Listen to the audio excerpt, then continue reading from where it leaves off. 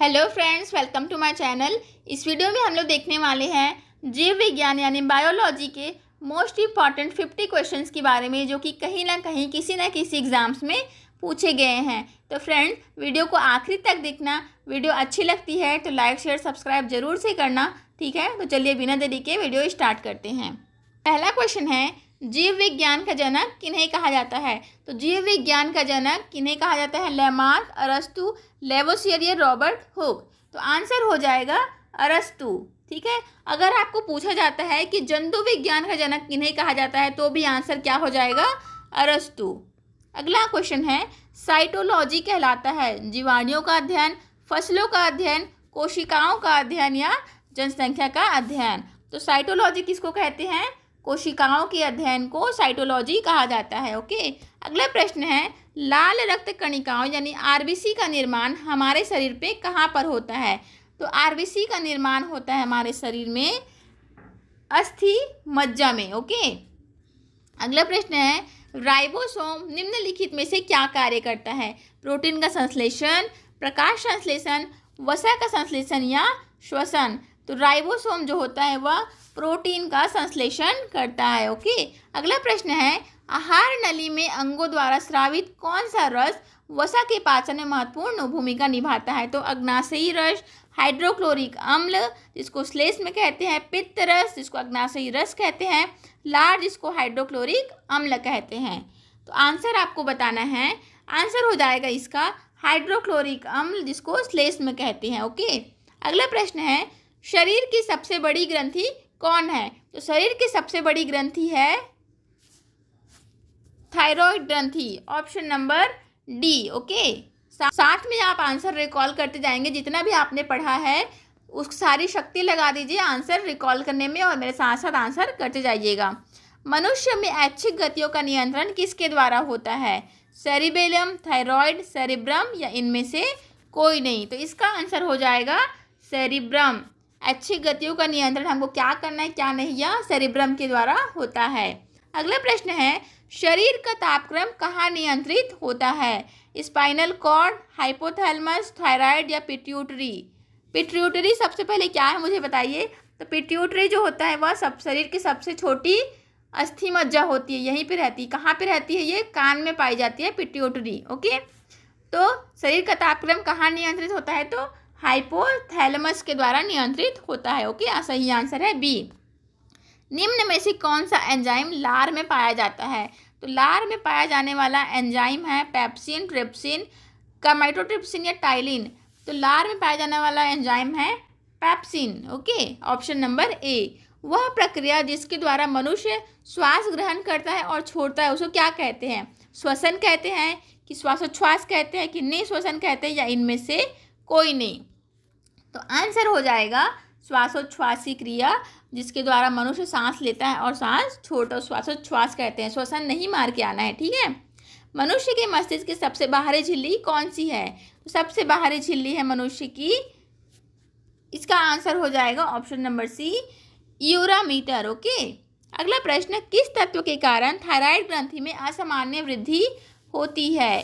तो किस ग्रंथि के कारण, थायराइड ग्रंथि में असामान्य वृद्धि होती है किसके कारण में? तो आयोडीन की कमी से कारण, ठीक है। घेंघा रोग आप लोगों ने सुना होगा जिसको ग्वाइटर रोग कहते हैं, घेंघा रोग, उसी की वजह से घेंघा रोग हो जाता है, ठीक है। निम्नलिखित में से कौन टमाटर के लाल रंग के लिए उत्तरदायी है? तो टमाटर का लाल रंग किसकी वजह से होता है? तो लाइकोपीन की वजह से होता है, ठीक है। अगला प्रश्न, हार्मोन शब्द का नामकरण किसने किया था? रॉबर्ट, अरस्तु, बेलिसियम स्टार्लिंग या ब्राउन पोस्टर ने। तो हार्मोन शब्द का नामकरण किया था रॉबर्ट ने।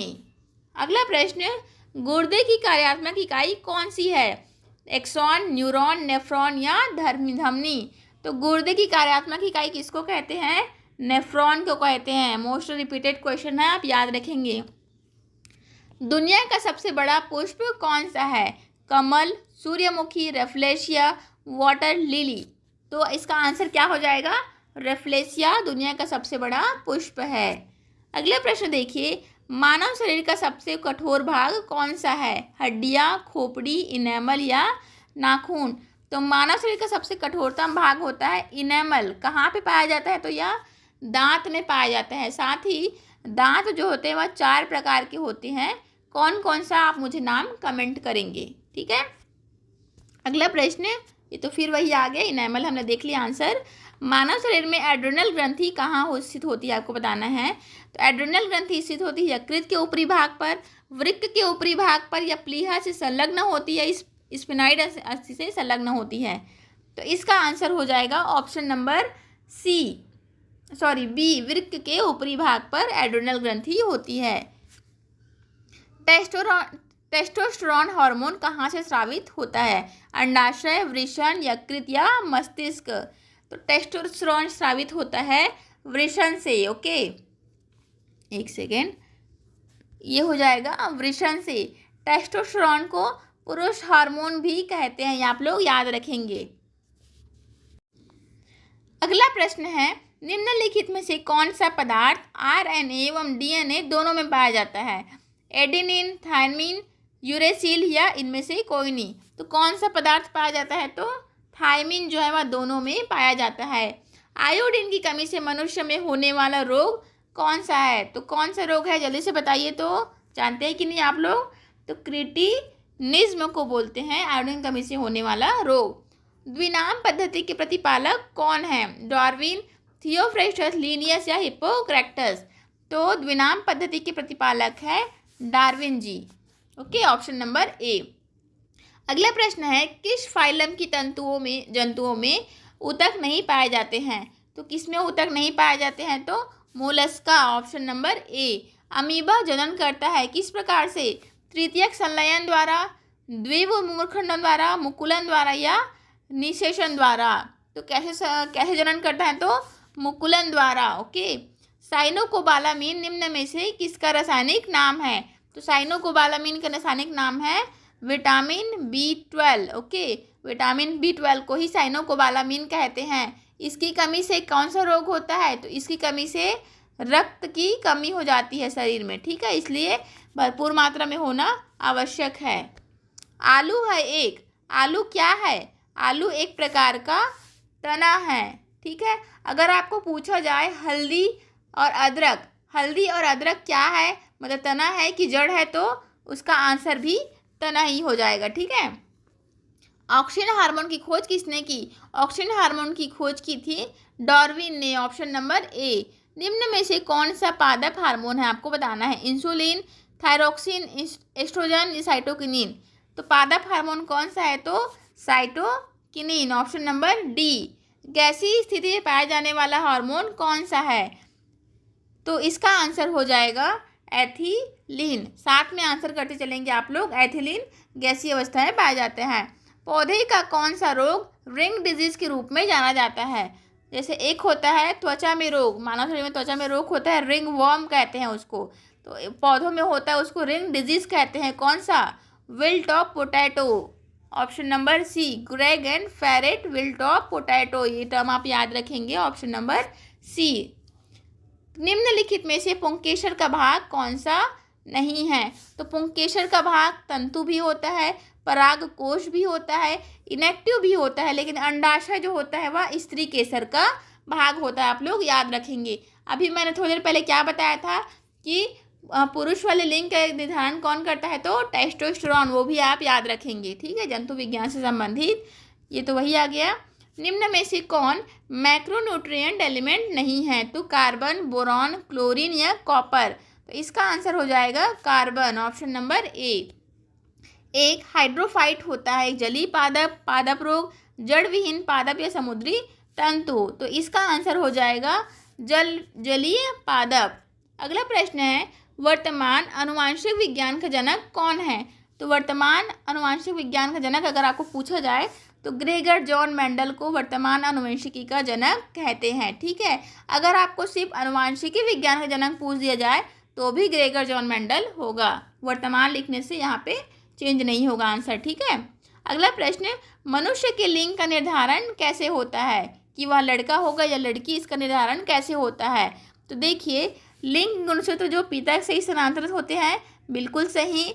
लिंग गुणसूत्र जो मादा से स्थानांतरित होते हैं, बिल्कुल गलत। ए और बी दोनों है क्या? नहीं। तो ऑप्शन नंबर ए। मनुष्य में कितने जोड़े गुणसूत्र पाए जाते हैं? तो 23 जोड़े गुणसूत्र पाए जाते हैं, जिसमें से 23वां जोड़ा जो होता है महिलाओं में एक्स होता है, पुरुषों में XY होता है। ठीक है, तो ये जो XY है 23वां जोड़ा गुणसूत्र पुरुषों का, यही जो होता है वह लिंग का निर्धारण करता है। आप याद रखेंगे, 23 जोड़े गुणसूत्र को भी याद रखना है। अगला प्रश्न, गुणसूत्र का कौन सा युग्म बच्चों के निर्धारण में, लिंग निर्धारण में सक्षम होते हैं? तो अभी मैंने आंसर आपको बता दिया, कौन सा? XY गुणसूत्र 23वां जोड़ा। ठीक है, किस हार्मोन को प्रेगनेंसी हार्मोन भी कहते हैं? प्रोजेस्टेरॉन, मेलेटोनिन, टेस्टोस्टेरोन, उपरोक्त सभी। तो प्रेगनेंसी हार्मोन जो होते हैं वह मेलेटोनिन को बोलते हैं। अगला प्रश्न है, प्रमुख मानव नरेलिंग हार्मोन कौन सा है? तो मैंने थोड़ी देर पहले अभी आपको बताया था, कौन सा है नरलिंग हार्मोन? तो टेस्टोस्टेरोन। प्रोजेस्टेरॉन जो है महिलाओं में पाया जाता है। ठीक है, प्रेगनेंसी हार्मोन का भी हमने क्या देखा था? आंसर बताइए मुझे। मानव शरीर में ऑक्सीजन का परिवहन किसके माध्यम से किया जाता है? तो ऑक्सीजन का परिवहन होता है हीमोग्लोबिन के माध्यम से। हीमोग्लोबिन में क्या पाया जाता है? तो आयरन पाया जाता है। ठीक है, जिससे खून की कमी नहीं होती है। अगला प्रश्न है, अर्धसूत्र विभाजन किस प्रकार की कोशिकाओं में होता है? तो किस में होता है? यह जनन कोशिकाओं में होता है। उपरोक्त तो सभी आंसर नहीं आएगा, जनन कोशिकाओं में होता है आंसर है। जैव कोशिकाओं का कौन सा भाग पावर हाउस कहलाता है? तो मैंने अभी बताया था, पावर हाउस किसको कहते हैं? माइटोकॉन्ड्रिया को कोशिका का पावर हाउस कहते हैं। जैव कोशिकाओं का कौन सा भाग? फिर से रिपीट हो गया, माइटोकॉन्ड्रिया। कोशिका की खोज किसने की थी? रॉबर्ट ने, पुरकीजे ने, रॉबर्ट ब्राउन ने या जेप्सन ने? तो कोशिका की खोज किसने की थी? तो रॉबर्ट ब्राउन ने की थी। ऑप्शन नंबर सी। लिगामेंट एक संरचना है जो जोड़ती है अस्थियों को पेशियों से, अस्थि को अस्थि से, अस्थियों को तंत्रिका से, या पेशी को त्वचा से। तो किससे जोड़ती है? अस्थियों को अस्थियों से जोड़ती है। ओके, अगला प्रश्न है, ऊतक का अध्ययन किया जाता है किसमें? हिस्टोलॉजी में, एपिकल्चर में, डेंड्रोलॉजी में या सोरोलॉजी में? तो ऊतक का अध्ययन किसमें किया जाता है? तो हिस्टोलॉजी में किया जाता है। ओके, याद रखेंगे। मनुष्य की खोपड़ी में कुल कितनी अस्थियां होती है? तो कितनी अस्थियां होती है? तो 28 होती है। याद रखेंगे। मनुष्य का औसत रक्तचाप कितना होता है? इसको आप स्टार मार्क करके रख लीजिए, कहीं ना कहीं ये मोस्ट रिपीटेड क्वेश्चंस है। तो मनुष्य का औसत रक्तचाप जो होता है 120/80, मतलब मिनिमम 80 होना चाहिए और मैक्सिमम 120 होना चाहिए। ठीक है फ्रेंड्स, तो मैंने 50 मोस्ट रिपीटेड क्वेश्चंस करवा दिए हैं। अगर आपको वीडियो पसंद आया हो तो लाइक शेयर सब्सक्राइब जरूर से कीजिएगा। वीडियो अंत तक देखने के लिए बहुत बहुत धन्यवाद।